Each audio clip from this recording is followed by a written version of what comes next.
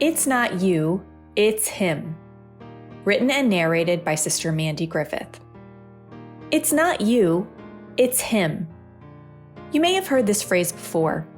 It has been coined in book titles and movies too. The comment follows the age-old he said, she said conversation. One takes credit, one gets blame. But this phrase is dismissive. The one-sided conclusion is misrepresented. In most human relationships, two people contribute. Two people give. Two people take. Two people work to form and sustain the relationship. As a result, each person wants to take credit for some of the contribution. If we're not in the right spirit, we can begin to compare, to keep score, and become selfish in the giving and taking. Before we know it, we're back to the he said, she said accusations, and each person wants their due credit and validation. Instead, let's interpret this phrase in a new way. Let's see it with the Lord in the equation.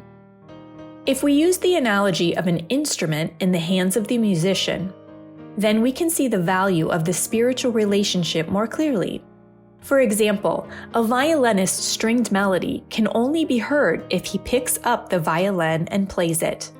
The violinist has the knowledge, the talent, and the ability to musically operate the violin to produce the sound and music pleasurable to our ears. Yet, without the master musician, a violin is just a stylishly shaped piece of wood that cannot produce anything on its own. In our relationship with God, we really are like the instrument. The Lord is the master musician with all the knowledge and ability to use us as He sees fit.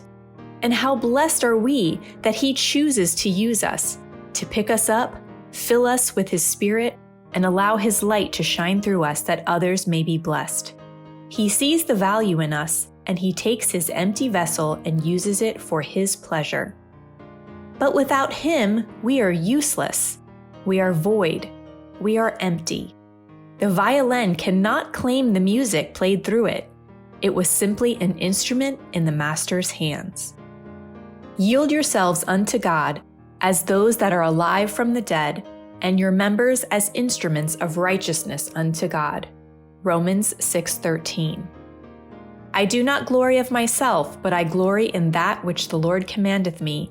Yea, and this is my glory, that perhaps I may be an instrument in the hands of God to bring some soul to repentance, and this is my joy.